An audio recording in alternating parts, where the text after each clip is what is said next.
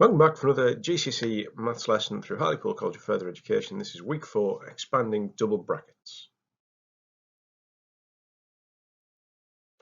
But first off, we have our number and algebra revision grid. So when the next couple of slides appear, pause the video, work through them, try to give yourself about 15 minutes to do both, and then when you press play, I will talk through some answers. Pause now. Okay, so looking at the first one there, it's all about BIDMA. So let's remember our brackets first. 5 out of 13 would be 18. 2 times 4 would be 8. That was the takeaway. So 8 and takeaway 8 should get us 10. Next up, do the thing in brackets first. So 5 takeaway 2 would be 3. So really what we've got there is 3 squared on 9. So 7 takeaway 9 will get us minus 2. Next up, we've got 32 fifths. And it says we want to make that a mixed number. So we want part whole number, part fraction. We'll think 5 goes into 32 6 whole times with 2 left over, and we're working fifths. So it's a mixed number that is 6 and 2 fifths. Next up, 39 times 42. Loads of different ways to do it. I won't talk through all of them, but what we should get as an answer is 1,638. Next up, division. We have 231 divided by 8. I know a lot of us struggle with division, so I will talk us through this one. So if we wanted to arrange it like so, bus-stop method, that's 231 divided by 8. 8 doesn't go into 2, so 0 times. Cross the 2 over there and carry it back. So that 2 that carries back into the next column is now worth 23. Well, 8 goes into 23 twice, because the nearest multiple they've gone over is 16, and you've got 7 left over. And 8 into 71 goes 8 times, because your nearest multiple will be 64. So 8 times, and you've got 7 left over. So remainder 7. Equally, you could say that that is 28 and 7/8 if you want to represent that as a mixed number. Next up, some percentages. So we want 5% of 120. Well, whenever you're doing percentages without a calculator, usually a useful place to start is with a chunk of 10%. So remember, 10% will be divided by 10, and that gets us 12. So 5% must be half of 12%, so 6. So that's £6. Next up, we want 15%. So again, we'll do this in chunks. 10% will be £4.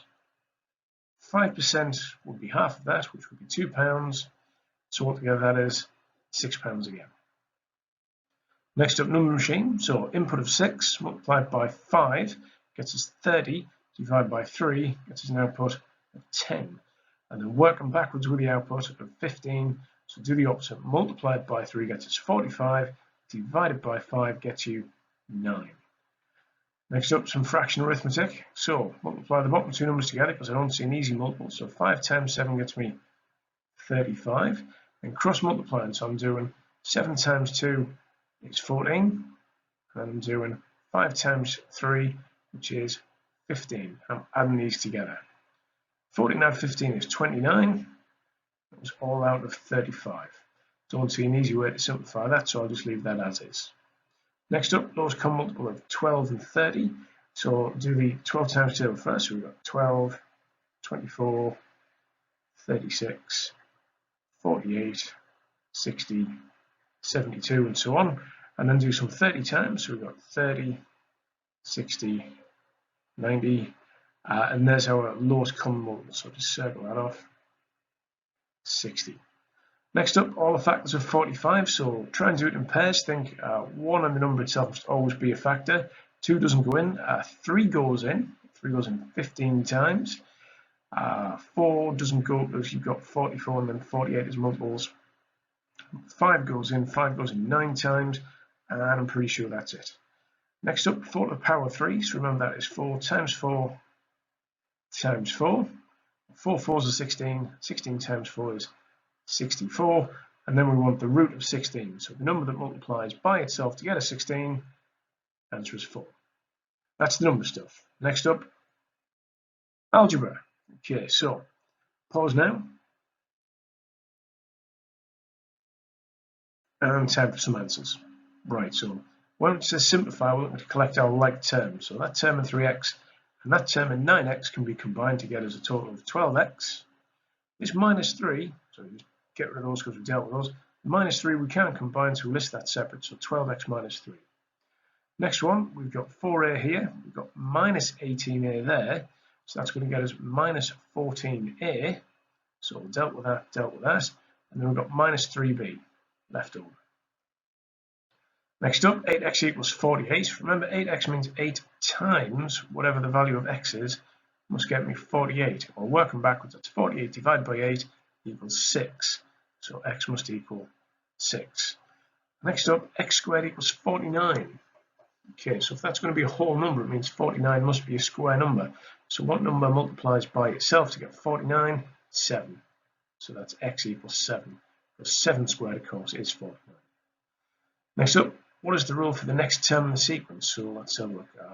Well, whenever looking at the sequence, you're either looking at what is the gap, what do we have to add or subtract to get to it, or is it a multiple? Well, for this one, it's a multiple. So it's times by 3, times by 3, times by 3, times by 3. So the rule for the next term in the sequence would be we multiply it by 3 every time. So that's going to be 324 if you went so far as to work out the next term in the sequence. Next up, what is the value of a, and then in brackets b minus c, where a is 5, b is 1, and c is minus 2. So let's substitute the values in. So we know a is 5, b is 1, and c is minus 2. If I'm taking away a minus 2, it's the same as adding it on, so I'm just going to put that down as plus 2. We'll do the thing in brackets first. So one of the 2 is the 3, 5 on the outside of the bracket means multiply that together. So 5 times 3 gets us 15. Expanding some brackets. So that's 3x times x gets me 3x squared, and 3x times 2 gets me 6x. Positive value, so it's plus 6x. Next up, 2x times 5x. Well, 2 times 5 is 10, x times x is x squared, and then 2x times minus 8 is minus 16x. Next up, solve for z. So something divided by 3 equals 7, or working backwards, that's 7 times 3 equals 21. So z must be 21. So make clear that's a z. And then the next one, z divided by 3, add 5 equals 9. So working backwards, that's 9. Subtract the 5, leaves me with 4. Multiplied by the 3 gets me 12. So z equals 12. So it simplifies. So hopefully we had a watch through the indices lesson from the other week. Remember, if we are dividing things, then we are subtracting the indices. So really that is y to the power 7. Take away 3, which is y to the power 4. And then if we look at the next one, that's x to the power 4, all in bracket, to the power 5. And for that, we multiply the powers together. So that's going to be x 4 times by 5. So that's x to the power 20.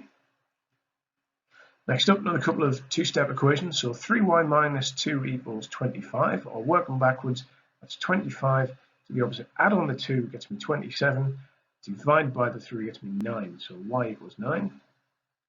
And for the next one, 6y plus 1 equals 25, or working backwards, that's 25, take away the 1 is 24, 24 divided by 6 equals 4, so that's y equals 4.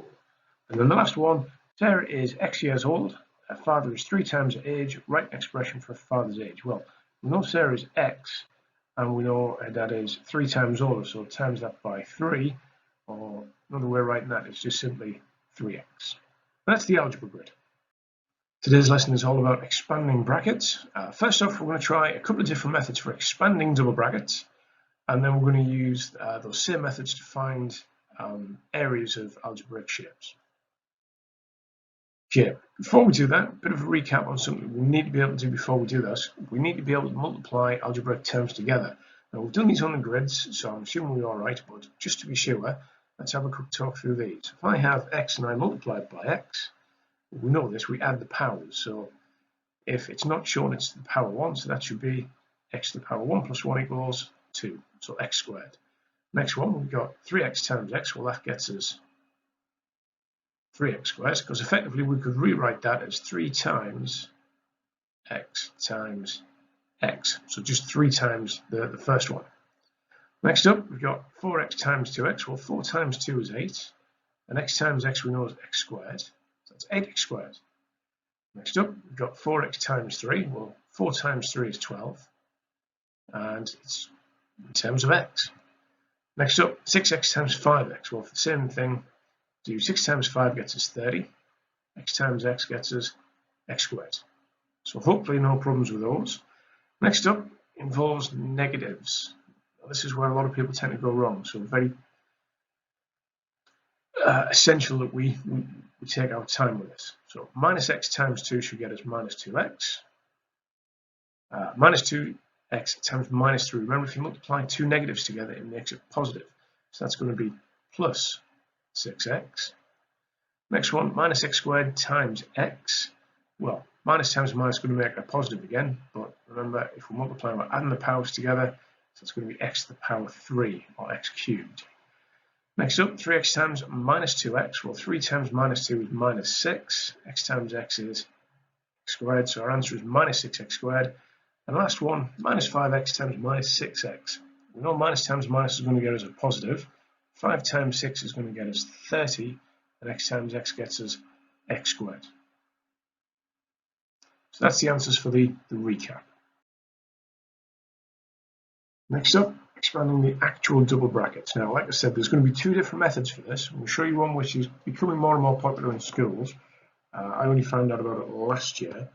And then I'll show you a more straightforward one that when you get more familiar with the process, you might find a bit more straightforward. So first up, we need to expand the expression 3x plus 5, all in brackets, and multiply that with x minus 2, all in brackets.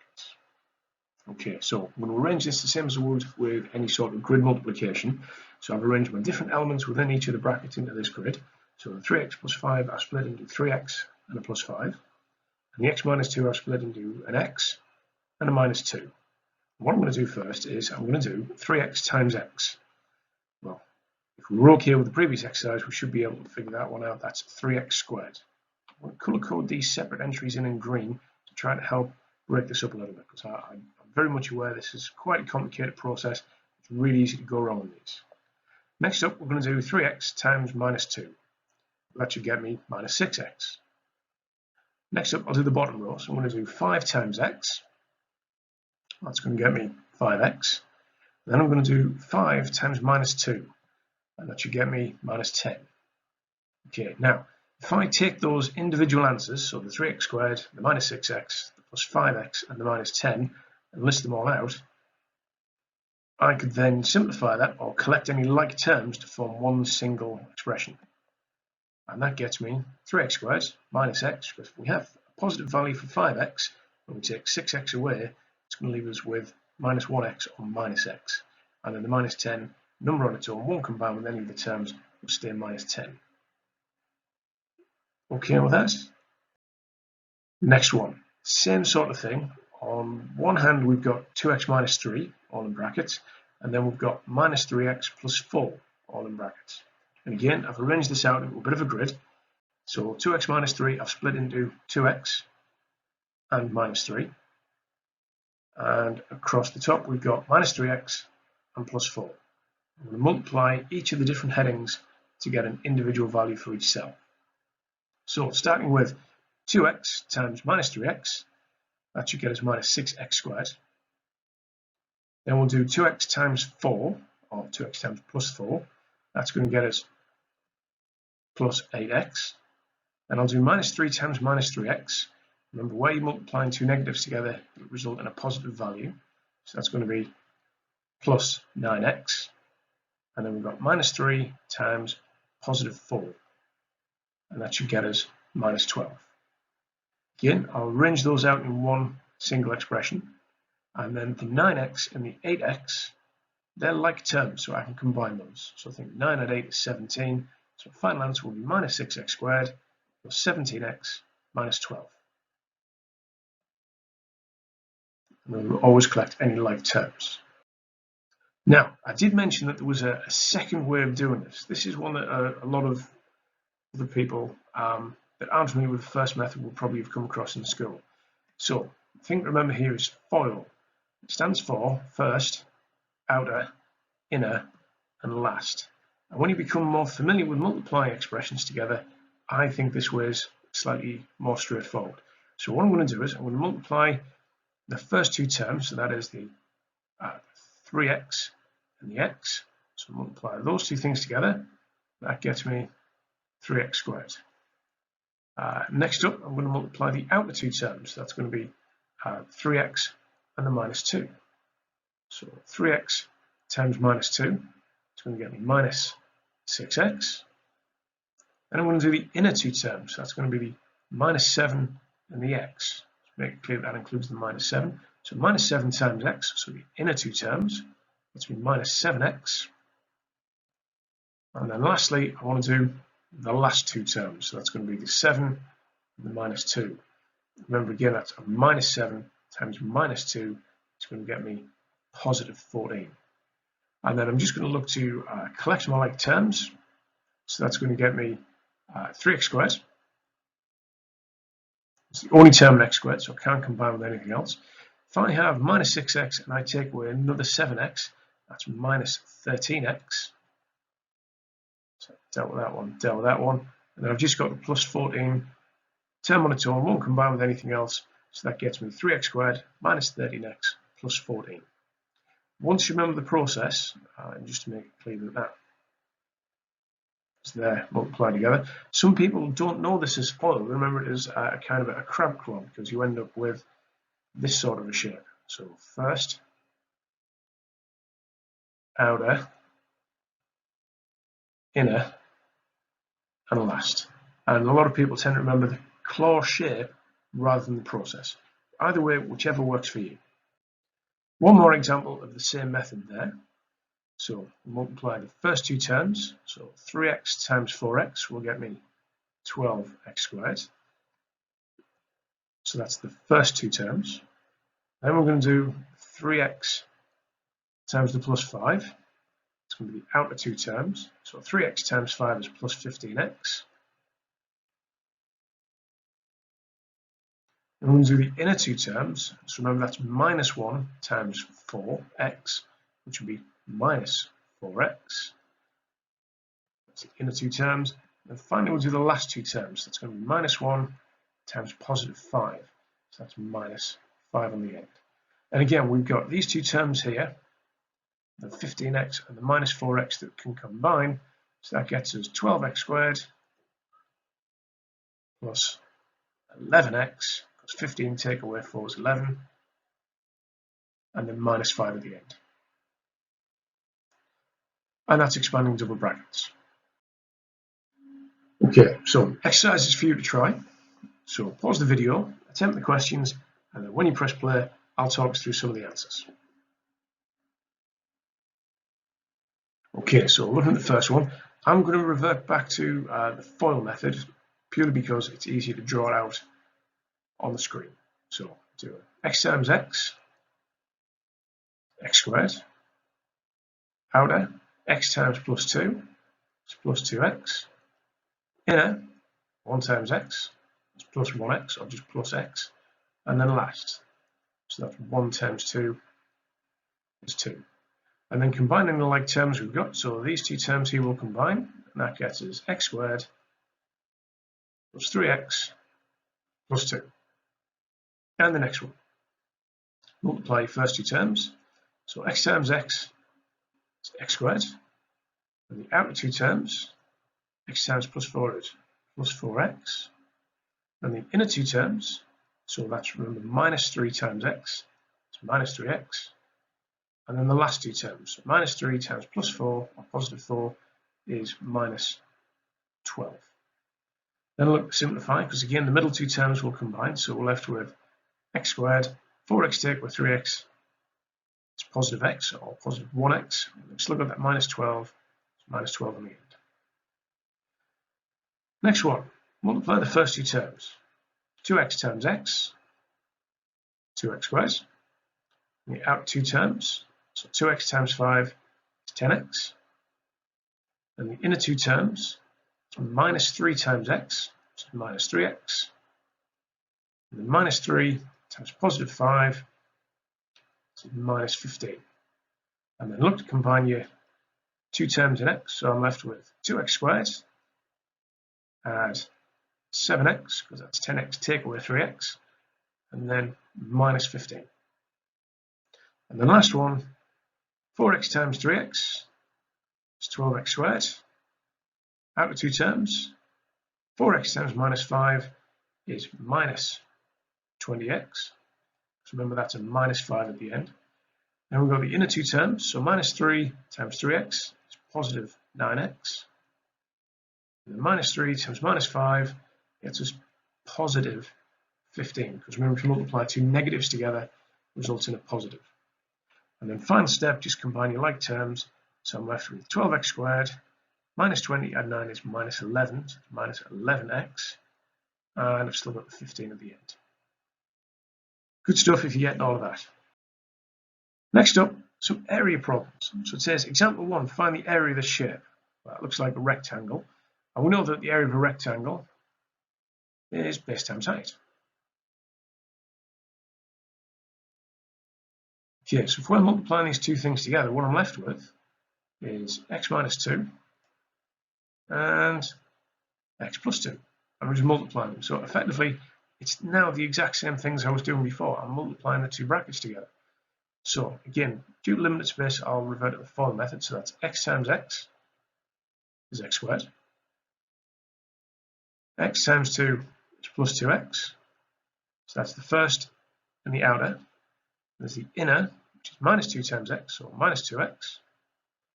And then the last two terms, minus 2 add 2 is minus 4.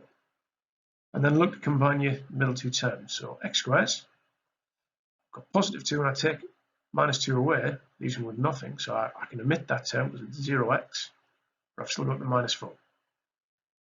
And there we go, problem solved. We found the area in terms of the algebraic expression x squared minus 4. Couple for you to try along the same sort of lines. Just note that this here says square, and remember what we know about squares, all sides the same. Pause the video now, give yourself a couple of minutes, try to work them out, then I'll talk us through some answers.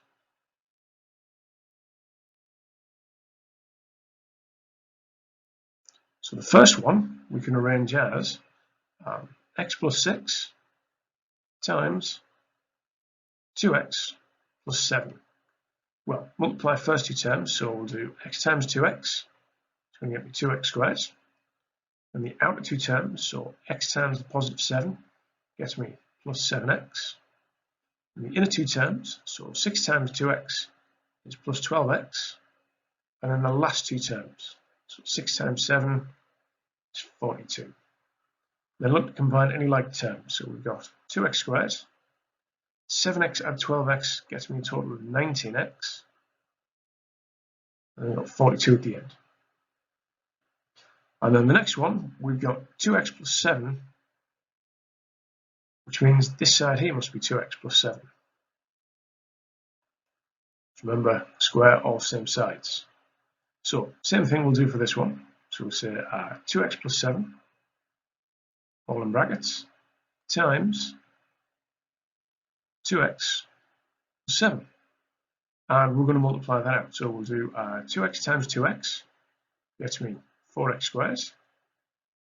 That's the first two terms. Then we'll do the outer two terms. So 2x times positive 7 gets me positive 14x. Then we'll do 7 times 2x. So the inner two, which is again plus 14x. Then we'll do the last two. So 7 times 7 is 49. And then final step, just combine any like terms. So 4x squared on its own stays 4x squared. 14x at 14x gets us a total of 28x. And then we've got the plus 49 at the end.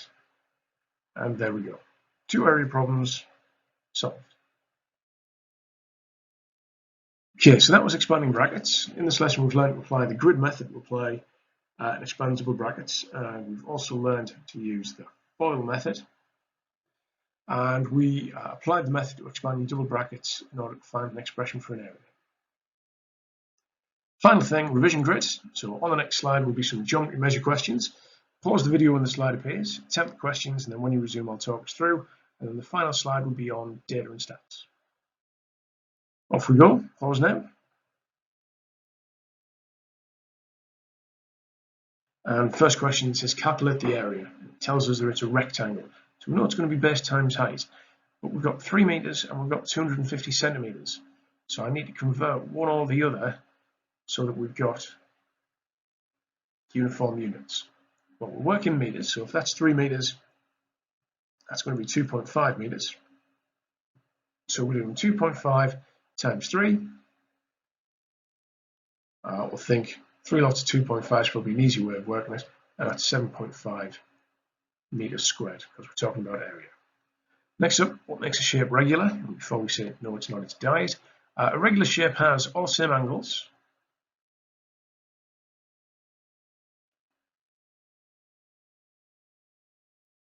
and all same side lengths.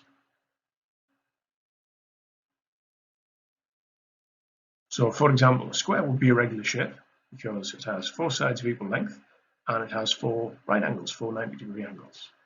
An equilateral triangle would also be a regular shape because it's got 3 same sides and 3 equal angles, all would be 60 degrees. Next question, draw the lines of symmetry on this regular shape. It's a little bit tricky for me to draw straight lines, but the lines of symmetry should be, there's 1, there's 2, and that would be 3. Now, had I drawn that properly, those 3 lines would have gone exactly through the midpoint. So I'll just make clear that that's 3 lines. Next question, reflect the shape in the dotted line. A little bit tricky here because that dotted line's in the middle of a square. But think of it as, starting with this point, we're half a square to the mirror line, so the reflected point must be half a square out. This point here is 2.5 in, so we need to go 2.5 out, so we'll reflect to that point. This one here is 3.5, so 3.5 out, and then this point here is 1.5 in, so 1.5 out. And finally, just drawing up the shape. Obviously, in an exam or anything like that, use a ruler, use a pencil. I can't use a ruler the way I'm doing this, but that should be a fairly accurate reflection, no pun intended, of the reflected shape. Next up, how many faces does this cube have? Well, we could write them on, so we've got 1, 2, 3, 4, 5, and 6, or just think it's a cuboid. It's the same as a dice, so it will have 6 faces. Next up, convert the following: 5,000 milliliters into how many liters? Well, if we just recall that for every 1,000 milliliters, it's 1 full liter. 5,000 milliliters must get us 5 liters. And centimeters to millimeters, remember, for every 1 centimeter, there's 10 millimeters, so we're timesing that by 10, so 25 mil. Next up, describe and sketch an acute angle. Okay, so it's anything less than 90 degrees. So I just put less than 90 degrees. It's a rough idea. That would be less than 90 degrees. Next up, it says enlarge the shape by factor 2. So I just need to make that shape twice the size. It's going to have to overlap the shape to fit it in, but if we think that that's 2 squares high there to there, so the enlarged shape needs to be 4 squares high. I'll make that a bit straighter. Next up, we've got 3 squares along this top edge, so the enlarged shape needs to be 6 squares. And then this side is 1 going down, so we'll make that 2 going down, so multiplying everything by 2. So the enlarged shape should look, when finished, a little bit like that. Again, it could be in any position on there, so long as we make it fit, and that would still give us all the points. And then lastly, it says, what is the perimeter of a square with a side length of 3? Well, we know that squares have equal sides, so pretend that's a square. They've all got 3 on them as a side length, so 4 times 3 is 12, so perimeter 12 meters. And that's the geometry measure grid. Lastly, we've got the data and stats grid. So first one, it says, what is the range of temperatures shown in the graph? So looking at the daily temperature in Hartlepool graph there, pick the lowest point, so we say that's about 15. The highest point, difficult to read because of the scale, but the examiner would always allow a tolerance, so we'll probably call that 23. So the range would be the biggest number, which is 23. Take with the smallest number, which is 15, gets us a temperature range of 8 degrees C. Don't forget to use it. Next up, what is the value shown on the scale? Well, we've got 1, 2, 3, 4, 5 increments up that scale. It spans 10, so each little line there is going to be worth 2, so that's going to be worth 56. Next up, find the median of the following data. So what we've got there is a set. we need to put it in order. So we'll start with 8, 9, 9, 13, 19, and 23. We want the middle value. So what we could do is, if we weren't sure, cross off the N2, then cross off the next N2, and then we're left with 2 in the middle.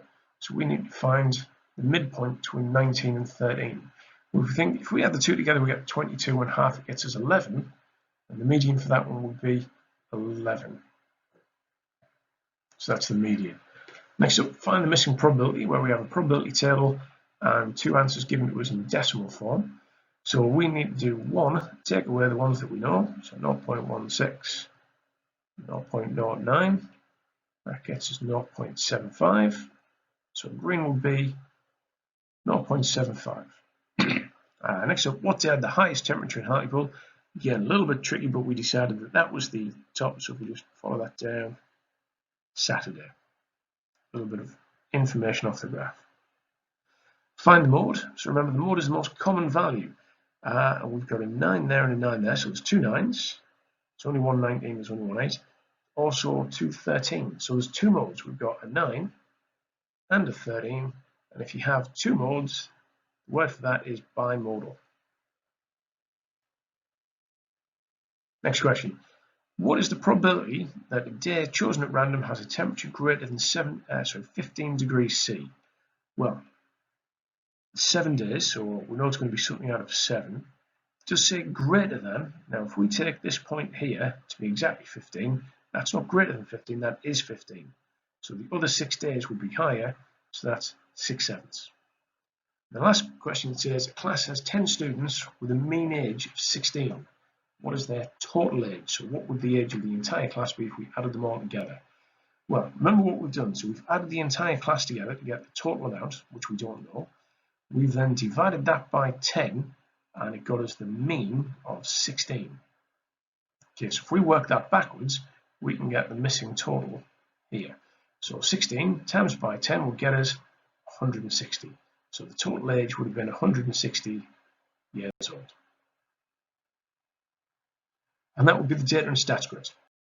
Thanks for watching another GCSE maths lesson through Hartlepool College of Further Education. This one's expanding double brackets. And again, if you've any problems at all, please get in touch with your tutor.